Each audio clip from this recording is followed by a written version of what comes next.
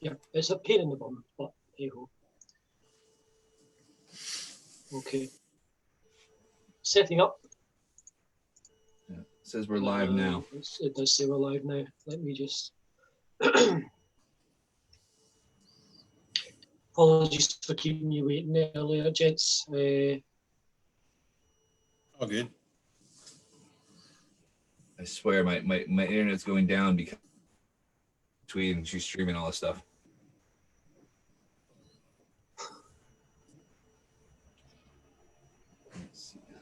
Okay, so I'll just confirm that we're live, and then I'll share it around, and then we'll get started.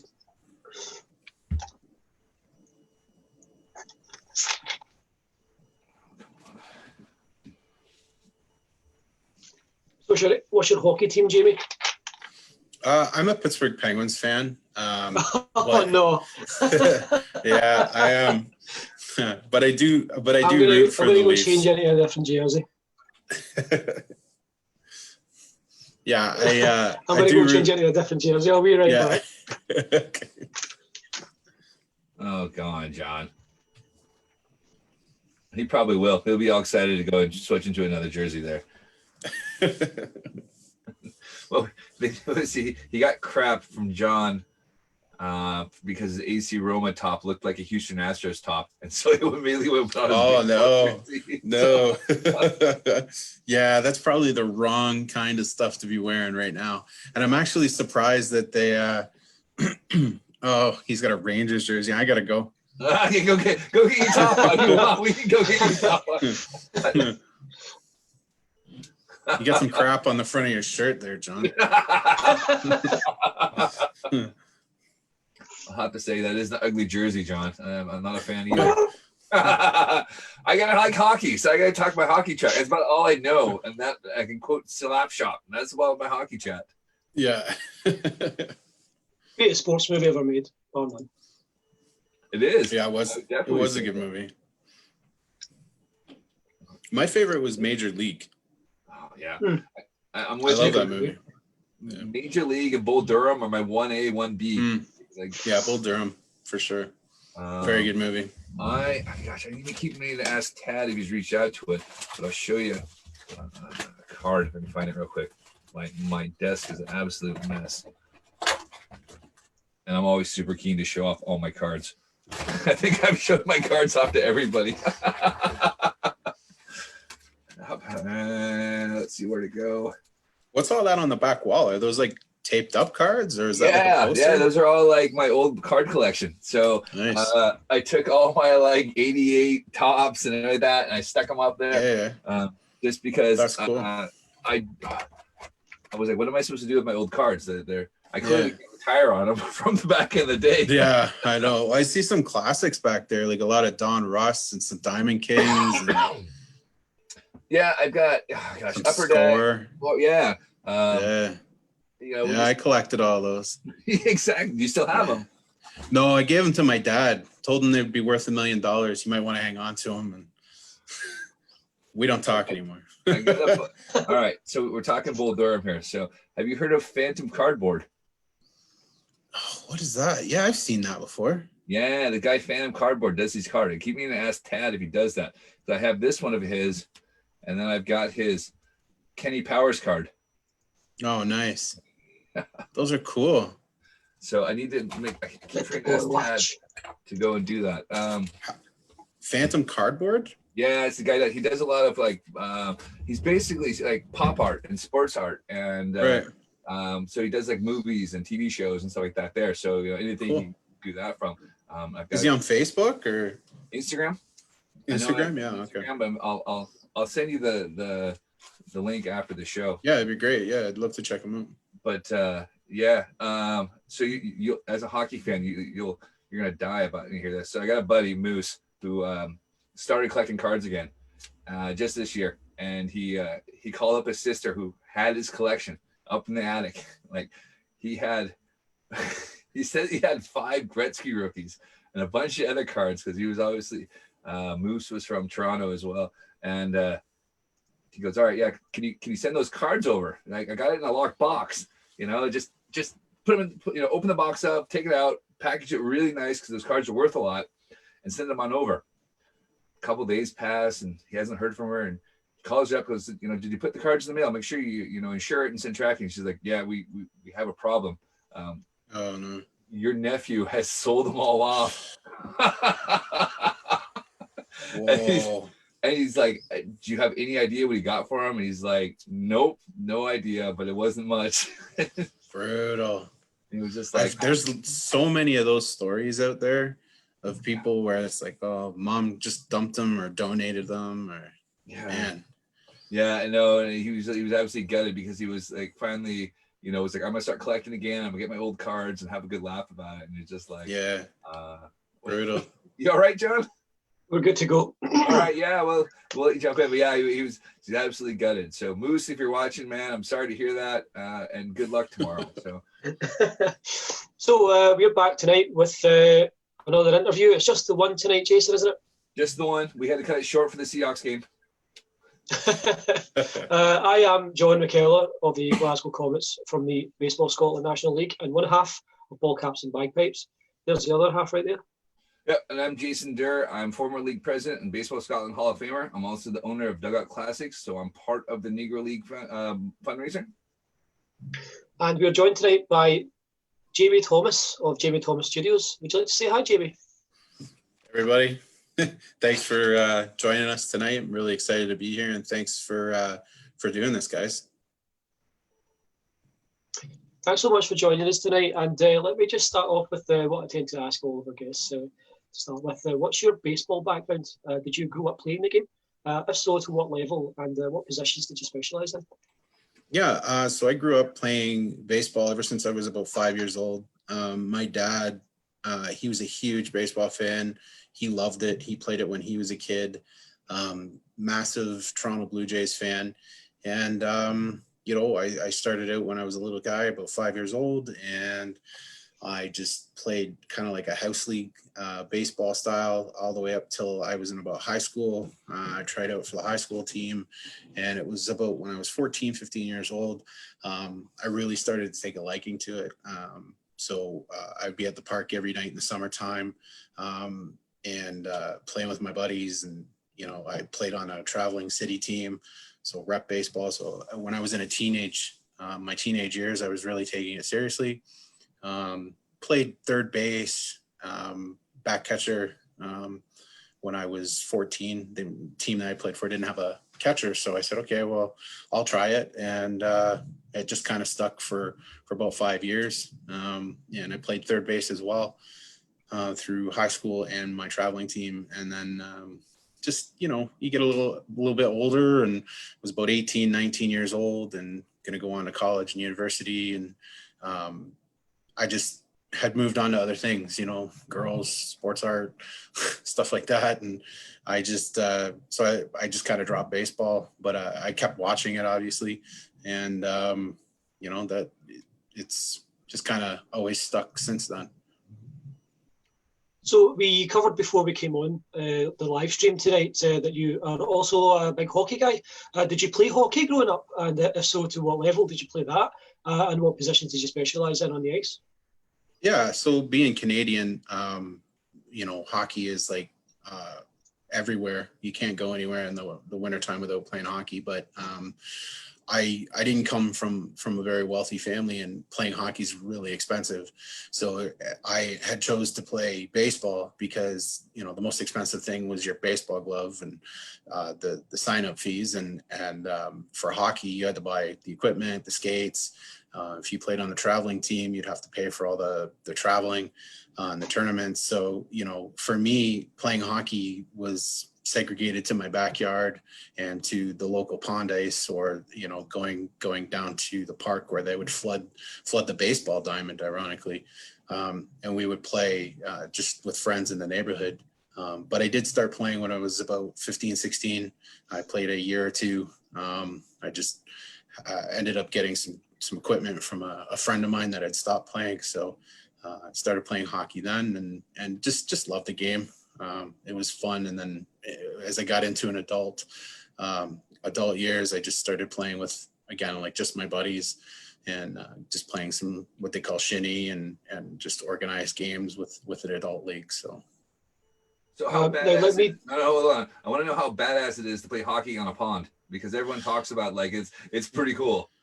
Yeah, it is pretty cool, especially like, you know, when there's nothing around and you've got to drive down to the lake and you know, it's also scary too, because you have to make sure that the ice isn't too thin. So you have to go you have to go right around, you know, January. It gets really cold in January, February. So like December, you don't want to step on the ice until January or February, especially if it's been a mild December. But come in January, February, you're good to go for a couple of months. But yeah, it's pretty fun because it's wide open. But again, like I say, you got to be careful. You can't go out too far. You could get seriously hurt. Right. Has anyone fallen through? Yeah, I've played with some friends that didn't go all the way through, but you know, like a leg would go through, and you know, you turn white from fear because you think, oh man, my friend, he could have just died. So, but I've been there a couple times where, you know, it gets really scary, and you just collect yourself and you say, okay, well, I'm going home. Enough of this. Yeah. Sorry, John, I had to do that. And also, Tad's watching. So, Tad, how you doing, Tad? Hey, Tad. Hi, Tad. Thanks for joining us tonight. So, Jason, Jason just ruined my entire night by stealing my really special hockey question I wanted to ask you. Oh man! I've been an NHL fan since before I was a baseball fan. I became a Rangers fan through the old Sega games. I used to play the Sega NHL games, and I started watching it on Channel 5 before I became a baseball fan. And I really wanted to know from a Canadian and someone who's grown up in that environment what it was like to play pond hockey. So thank you very much for giving us that answer. Yeah, thank you, Jason, for ruining my night. I'm sorry, John. You blew it. I was like, I was refused to do it. I was afraid you were going to move on to another question, and I wanted to know about pond hockey. That's my bad. Yeah, I mean, surely you would have known I was going to ask you about pond hockey. I didn't know how much time you had to do for research. I know you were watching the football, so I was like, okay, I knew. True. I'll forgive you this one, Jason. Next time we have an artist on, you can ask the pond hockey question. I'll just keep okay. It's a deal. Jamie, do you have any special memories or favourite ball games that you watched growing up? Oh yeah, I mean, being from Canada, when the Blue Jays won the World Series the first time, and then to win it back to back. I mean, I'll never forget where I was. You know, being from Canada, like the memories that I have are always with my dad and my grandparents, and they've all passed on. But it's being up at my grandparents' trailer every summer when the Blue Jays would play and listening to the Blue Jays on the radio because we couldn't get the TV signal working in their trailer. And then, of course, when the Jays won that first World Series and to see how emotional my grandparents were and how emotional my dad was, it's something I'll never forget. And then when McGuire hit number 62 it's one of the last memories that I have with my dad before he passed.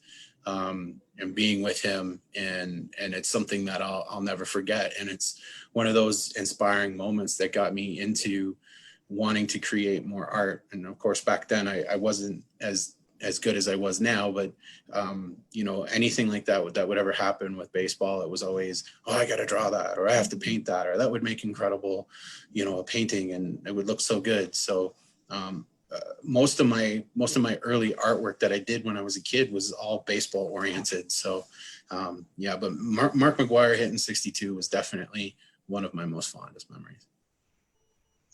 So I'm going to let Jason touch on your art in just a moment. But first off, one last question for me. On a scale of 1 to Rogers Centre, how shit is that new name for the Sky Dome?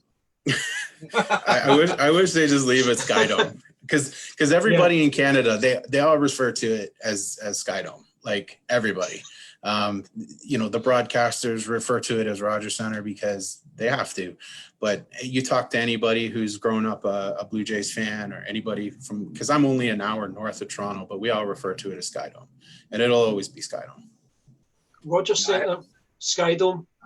Rogers Sky Dome would have been fine. There you go. Just keep the name. Exactly. The name was, Rogers Sky Dome.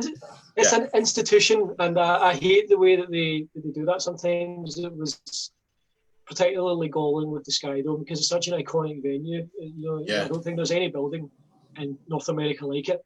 No. But yeah, I'll pass over to my colleague Jason. He can ask about the outside of things. Thank you, man. Yeah, I had that same problem. We're now T-Mobile Park, and it's Safeco Park, and I still kind of just feel like, yeah, it doesn't work for me. So I feel your pain.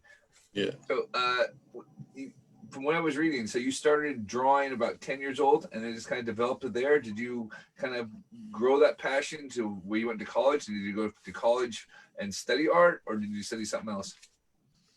Yeah, no, I studied advertising in college, actually, and not the creative side of advertising. I went the media route for college, just because I was going to college to try to get a job.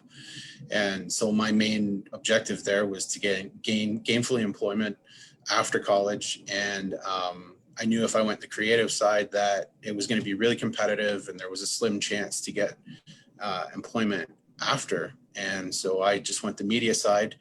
But growing up, I started drawing sports at 10 years old. I had drawn, since I was about 5, just cartoon characters. My brother and my mom were really who inspired me to draw at an early age. And once I got to 10, I got into more sports. That was around the Ninja Turtles years, the Simpsons, and I just started to draw them, and I was really into Batman. But I like sports, and particularly baseball, so I drew a lot of New York Yankees because I have always been a Yankees fan, John. But yeah, I grew up loving the classic Yankees. Joe DiMaggio, Babe Ruth, Mickey Mantle, Roger Maris, just Murderers Row, all of that stuff. And I was a huge baseball fan when I was a young kid, like even more than hockey. I didn't get into hockey until I was about 13 or 14, but baseball was always my go-to. And I just started drawing the classic Yankees. Then I started getting into hockey, like goaltenders a little bit more because I liked their equipment. And it just grew from there. So I didn't really get into serious art until I was an adult. I just did it for fun. And then people said that they liked my stuff. And I thought, oh, okay, well, maybe I could do this for a living. But I had no idea how difficult it would be to actually try to do it for a living. So that's basically how I started, was just doing it for fun on the edge of my bed with an HB pencil, trying to get all those different tones. And yeah. So where would you get your information? I mean, it's easier now. You can go to YouTube and find out any information you want. But, being a self-taught artist, where would you know what to do? Would you get books? Would you find other people's work to kind of get a little influence here and there? Or it was just something that just came sort of naturally? So originally, I would draw from Beckett. You guys know Beckett magazine? Yeah. Okay. So funny enough you mentioned that. Me and Tad are going to be on Beckett Thursday night. Oh, nice. I'll make sure I tune in for sure. Yeah, because Beckett, they used to have artwork on the inside covers, the front and back cover, through hockey, football, baseball, and I think basketball as well. And I used to buy that magazine every month because I was a card collector, and I had to see how much my Wayne Gretzky card was versus the previous month. And so every month I would go and I'd buy the magazines. But more importantly, on the inside was really why I bought them, because I wanted to see the artwork, and I wanted to try to make my artwork look exactly like the artwork that was on the inside. I thought I always wanted to be on the inside cover of that magazine. So that's where originally most of my stuff came from. And then as I grew older, I would actually just look through my hockey trading cards or my baseball trading cards, and I'd pick out a pose that I liked, and then I would try to draw it from there. Which, when you look at it, is a pretty small reference picture that you can't zoom in on. Unlike today, where I can zoom in, I can take a reference picture from the internet, I can zoom in, and I have a little bit more control over what details are seen and what I can see now than I obviously when I was like 15. So speaking of sports cards, we will touch on that as well. So you actually work for Topps and Upper Deck? I used to work for Upper Deck. Right. Okay. Years ago, I worked for Upper Deck doing hockey cards for their Cup series. Right. And they kind of have just gone away from doing sketch cards and art cards. Right. So I wouldn't say I work for Upper Deck anymore, but you know, I always keep open lines of communication with them. They're our director there that I originally did my projects with. But yeah, Tops, I haven't done as much over the last 2 years with Tops. I've just kind of been doing my own thing, but yeah, I've been a Tops artist for about 5 years. Worked on Star Wars, Walking Dead, and then their gallery baseball series 1 and museum collection. I've done some work for them as well. So going back to Upper Deck, and then I'll talk about Tops. Does that mean you got to actually like chat with Vernon Wells? No, oh my gosh, I wish. Vernon Wells was one of those artists that I used to actually copy his cards from. He's I don't know what his deal was back in the early 90s because he was doing all the original work with Upper Deck. And but no, I did work with Upper Deck just one project back in 2013 or 14, and then I did another one. It was a masterpieces collection, I think the year after. And so my work was more directly on the card itself. They would send me blank cards like they do with Tops, and then I would just paint on those cards, and I did booklet style cards for them. Yeah, no, I'm gutted. Like I've gone back and looked at all my old cards, and I kind of realized, you know, there's Dick Perez, and then there's, you know, Vernon Wells, and these are the kind of the guys that really kind of started that kind of sports art thing and exposed me to it. And now as an adult, I look back at it and it was like, oh man, the Diamond Kings were cool, and I love the Upper Deck ones, and now I wonder if it's because we're older generation and we collected cards back then that this whole kind of sports art mashup is really kind of taking off. Yeah, it really is, especially lately. But those guys are legends. Yeah. Oh yeah. I mean, I was gutted to hear that he had a stroke and couldn't participate in the project because that would have been awesome. Yeah. Such a fan of his work, and I'm buying up all those Upper Deck cards from the early 90s and reliving all my memories again. So. Oh yeah. Anytime I see those cards hanging out at the local card shop or somebody's got them, I just pick them up because for nostalgia reasons, and because I like to study other artists' work because being self-taught, like I have to learn my own stuff. Like I'll go and I use YouTube a lot, but you know, the one way that I would improve would just be looking at other people's work. How did they do that? And just try to figure out how they did it, and then just try to emulate it. Yeah, no, that's cool. And so how cool it was that had that first card actually made by Tops in your hands and see your actually artwork done by that. Yeah, that was really cool. You know, just to be a part of a company like Tops was like a bucket list and a dream come true. And you know, there's still many more things on that bucket list that I want to get done. But just being a part of the projects that I have been with Tops has been a blessing for sure. That's really cool. That's awesome. Like I said, like I'm same thing. Like when I was talking to Maz Adams, I'm not sure if you know Maz, he works for Tops as well. And I'm like, dude, if I could buy a pack of your card, or a box of cards, what do I need to buy so I can go find your work? Yeah, I mean, I don't collect cards anymore. Just a few here and there that I really think are cool. Because if I did, I think I'd be divorced and broke because there's so much cool stuff out there. Like Maz's, I love Maz's stuff. Josh Trout, there's a lot of guys that do incredible work for Tops that, like, every time I see it, it makes me want to flip my pencils up in the air and go give up because, you know, as an artist, you're never satisfied with the work that you do. But they have a lot of great artists that work with them. And, you know, I wish that I could grab some cards and rip open a box and find some of my own work, because it would be really cool to find. But, you know, that's a tough go for sure. Yeah. At least you're not working on a Transcendent set.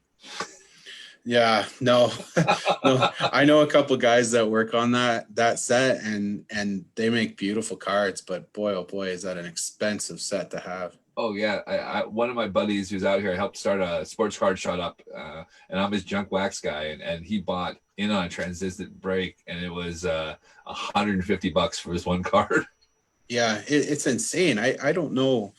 I mean, I know I'm good friends with the guy that owns the local card shop here, and he always posts up pictures of these hits that they get out of the boxes, and there's just these ultra cool cards, but I'm just like blown away at the cost that it would just to find that one card. I'm like, oh man, I couldn't.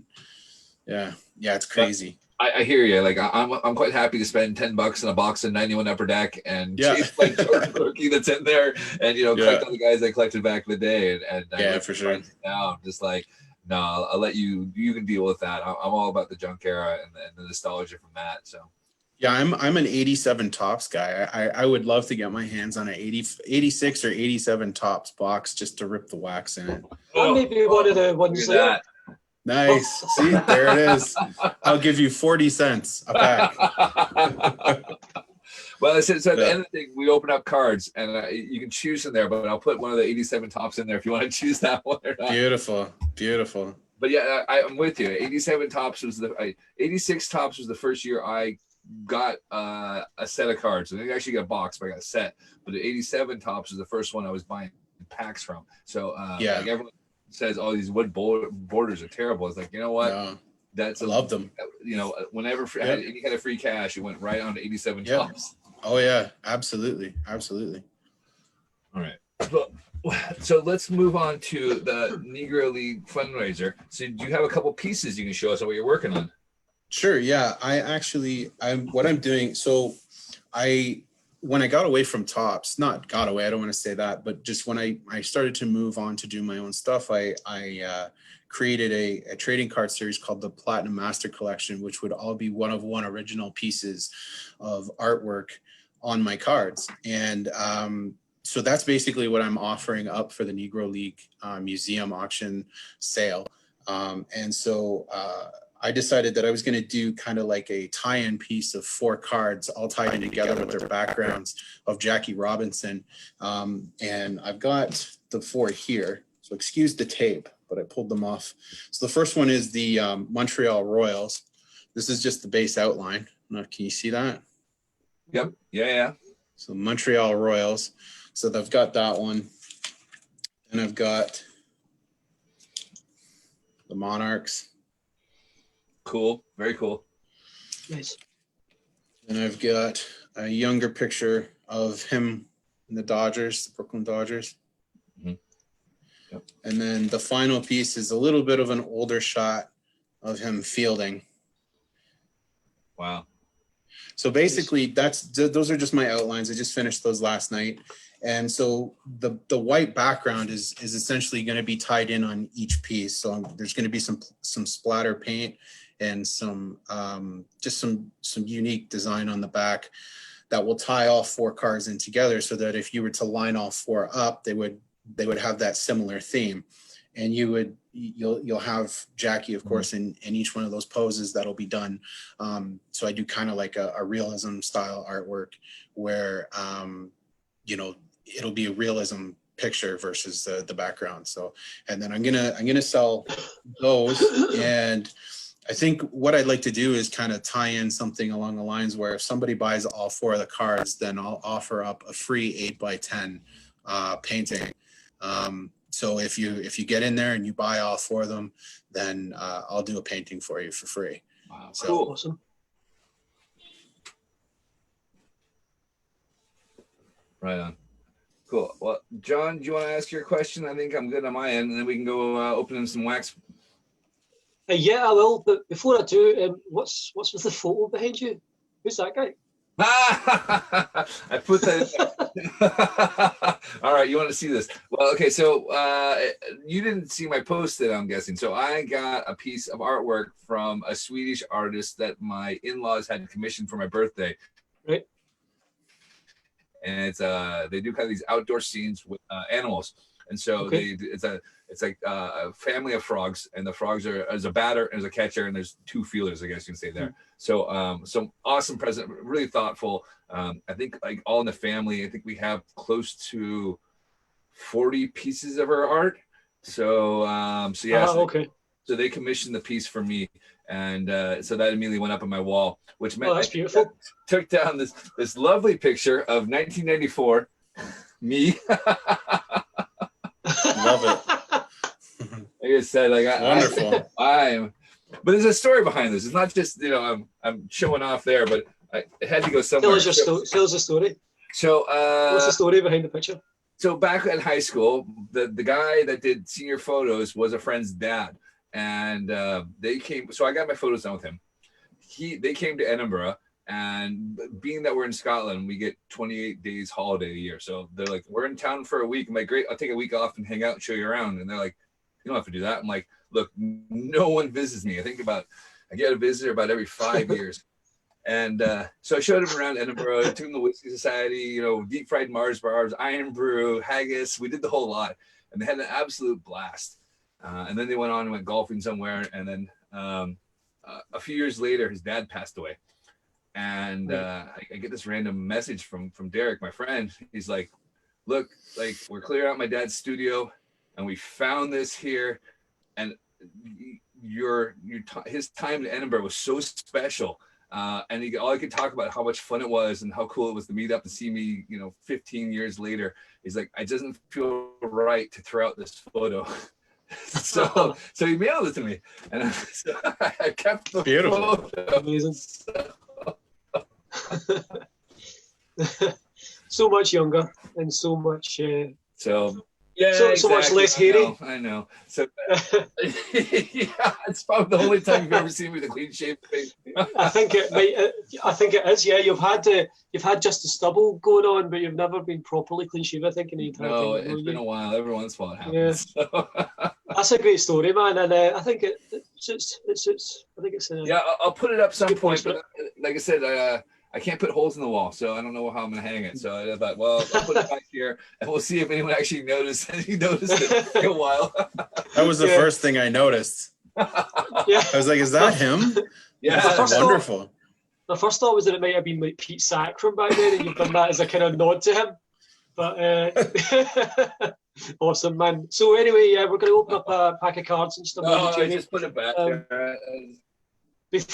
Before we do, I want to ask, as I do all of our guests on these interviews, as a baseball fan and as an artist, what do the Negro Leagues mean to you, and how did you become to be involved with the project? Oh man, it's something, I have to admit, it's something that I don't know 100% about. And I think that for me is one of those eye-opening things where it's ironic because my 18-year-old asked me today, like, what is that? And she was embarrassed almost to say, well, why is it called the Negro Leagues? And I had to sit there and explain to her, you know, something that she's not familiar with, that she doesn't know about. And you could see the look on her face of almost, you know, disgust that we as a society used to be like that. And so to be a part of this project, it kind of gives me chills as soon as I saw it. And I have to give a nod to Maz Adams and Josh Trout, because if it wasn't for their posts about being involved in the project, I wouldn't have known about it. And as soon as I saw about it, I reached out to Tad immediately. I was like, how do I get involved in this? Because I have to be involved in this. You know, it's something that I've only known about the Negro Leagues because of Ken Burns' baseball documentary. And it's one of those things and that's probably one of my most favorite documentaries of all time. And I've probably seen it about 15 or 20 times. And, you know, I wish that and maybe there is, but I wish that there was a much broader documentary done specifically on the Negro Leagues to explain, because, you know, Jackie Robinson and Satchel Paige and Josh Gibson, there were so many other players aside from the names that are most famously known from them. And I think it's just something that it's a rich part of baseball history that we don't turn our heads from, that we don't ignore. I think that we need to take a deep dive into it and explore it a bit more and make it more prevalent in today's society. Because as I say, when I look at my 18-year-old and she doesn't know what I'm talking about, that's kind of sad. We need to make that more of our rich history. And the fact that it's gone 100 years now, we need to do we need to do our part. So for me, this is just a small little tiny thing that I can offer up, and I'm more than happy to do it. Now, as a non-American, as Canadian yourself, do you feel that you look at this with a different perspective than most of the other artists who are from the States? Obviously, Canada hasn't historically had the same civil rights struggle that the United States had, particularly at that time in history. Do you feel that you bring a different perspective to the table because of that? I think so. I think that even though the U.S. and Canada were kind of like brothers, we're neighbors. We share a lot of similarities, but we're also a lot different. And I think that diversity needs to be. It goes across the world, and I believe that to say that we're no different than the U.S. We are different, but we are also a lot alike. And I think that, we're not going through the struggles they are right now. Thank God, because it's hard right now, especially down there. And, but we've had our own issues up here as well.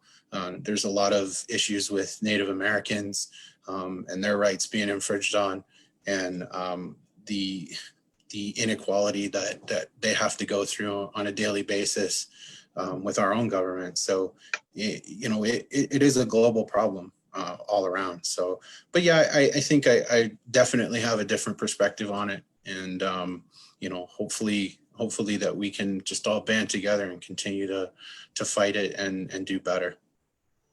Great answer, man. And I agree with you completely. I think that we as a society, as a species across the world, need to look at institutions like the Negro Leagues and look at the insane amount of talent that these ball players had, and yet they weren't allowed to play at the professional level because of the colour of their skin. It's very important that 100 years on, we start to have that conversation about the Negro Leagues and start to learn as a society from it. Great answer, man. Thank you so much for that. No, and thank you so much for joining us. Let's close the interview as we usually do with a card pack opening. And I think I know what you're going to choose. Jason, over to you. I mean, we can go through the rest, but here's some 87 tops. All right, you get 89 Donners, 1990 Score, 91 Stadium Club, 92 Donners. Let's see, was it 93 Leaf, or we can go with Big League Baseball. I think I'm gonna have to choose the 87 just for the nostalgia. We'll do it that way. So someone else made me try the gum. I've already done that. I'm not doing that again. But I will send it. I'll send it over to John, and John can sample it for next time. I mean, it's perfectly there. It's still stuck. Beautiful. It's wonderful. I can practically taste it from here already. Yeah, it's not coming off. We'll just leave it as is. Oh boy. That gum is the same age as me. Jeez, oh. Yeah. All right. Okay. So if you see any players or have any stories about any of the guys, you feel free to say anything. If not, I already have a story about the gum. Yeah. All right. So we've got pitcher Craig Lefferts for the Padres. It's a beautiful mustache. Yeah, we said we should. Gosh, we should really start doing the mustache thing, shouldn't we, John? We should. Yeah. That's about it. All right, we've got Ed Nunez again, mustache. Oh, there we go. We got someone I know, Jamie Moyer. Oh yeah, I remember that card. I think it's actually his rookie card. So he was only 35 back then, wasn't he? Yeah, exactly. Let's see. Yeah, there we go. At least that's something decent. All right. Ed Olwine for the Braves. Jeez. Yeah, exactly. You know how this set goes. All right, there we go. Eddie Murray. Oh, yeah. Good old Eddie Murray. Yeah. It's a beautiful card. Yeah, I was looking at it, I was like, it's actually a really nice card there. I don't remember it, but I love the Orioles logo back then too, like how they use that one. I know, that's one of my favorites. Yeah. That's it. All right, here we go. Tim Flannery. So he was in, I want to say, the Wax Pack. Did you see that book that came out this summer? No. By Tim somebody. So he opened up a pack of 1986 tops, and then went and interviewed each one of the players in that pack. Oh, cool. So it was really interesting. That's neat. Yeah, it was a fun concept, and because again, 86 Tops was kind of my first cards, and it was a lot of fun to kind of see how that came about. I do recommend the book, and the stories of the players are fairly interesting. And funny enough, it came full circle. We were talking with who we were talking to yesterday, Greg, and he knows Steve Yeager, and Steve Yeager was in the book, but it only kicked off a memory because he had mentioned that he was going to a sandwich shop that Steve owns. I was like, oh yeah, I read that in the book. Oh, that's cool. That's neat. All right, we've got Bill Schrader. Man, No, that Tigers logo again. but he's got a mustache, so that's not bad. Yeah, Mickey Brantley, you know his son. Who's his Is he son? Michael Brantley's dad? It is Michael Brantley's dad, yeah. So Michael Brantley's really Michael Brantley Jr. Well, no, his dad's Mickey. Mickey. Mickey is Michael. All right. Maybe in Glasgow, not the rest of the world. Fair enough. Michael Mantle. Fair enough. All right. Michael Mantle. Jose Guzman. I think he's got a Jerry curl and yeah. a mustache. Yeah, I've that's heard beautiful. I've heard of Jose Guzman. Right. Yeah. Let's see who do we got here. That's literally all that I bring to the table in card openings, by the way, is yes, I've heard of him. Or no, Yeah. Reed Nichols. I don't barely remember Reed Nichols. I know the name. He played since 1988 at the Red Sox, so all right, but no cool mustache. There you go. We got an expo for you. Bryn Smith. Nice. Bryn Smith. Boy, oh boy. Yeah. Jeff Dedman. Is it a pitcher? Yeah, no, we're really kind of not getting much out of this one here. Mm-mm. Mike Davis. Mike Davis. Yeah, like I said, he was out there. All right, we're getting down there. Ricky Wright. I don't remember this guy at all. Good stash. Is it good? Nice. I'm trying. Oh, yeah. He looks like the guy that works in the auto parts division at Walmart.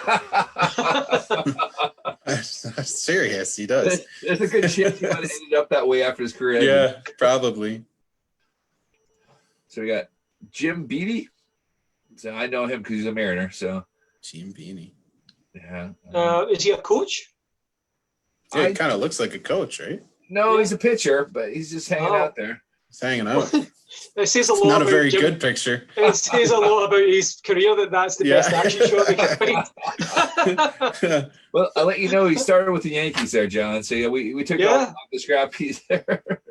He would have pitched for the Yankees during the lean years, to say the least. The lean years. All right, we're down to 2 cards. Ron Oyster. Cool looking card, but yeah. Yeah. That is a cool card. And then the final one, we got Mike Lacoste. Mike Lacoste. No, I know the name. I've heard the name before. Right. You're getting confused with Pete Lecoq. Hey, you leave that alone. Well, that's it. You leave Lecoq alone. You would be Pete anybody's. All right, before we go, Jamie, thanks for coming on. Where can everyone find your work? Here's your chance to plug your site. Yeah, sure. So I'm on Facebook at Jamie Thomas Studios. And I'm on Twitter at Legacy Sports Art. I'm just in the middle of changing everything over to Jamie Thomas Studios, so hopefully nobody gets confused. But you can find me on all social media platforms, either at Jamie Thomas Studios or at Legacy Sports Art. So before we go, there are 2 comments on the video stream from Curveball Keepsakes that I want to quickly read out. The first being Bryn Smith equals Yukon Cornelius, and also strong Mariners showing. So thanks so much for the comments there, Curveball Keepsakes. I don't know who Yukon Cornelius is. Someone help me out. I think it was. That's from Rudolph. Yeah, gotcha. Yeah, that's what it is. It's Rudolph, isn't it? Yeah. Yukon Cornelius. He throws this spike up in the air and then he eats the ice. Okay. Fair enough. Thank you so much, Jamie, for joining us this evening. Absolutely. Or this afternoon, as it may be. Hopefully we'll get a chance to catch up with you again. It's been a pleasure speaking to you, man. Yeah, anytime, guys. Thank you so much. No problem. Thank you. Okay.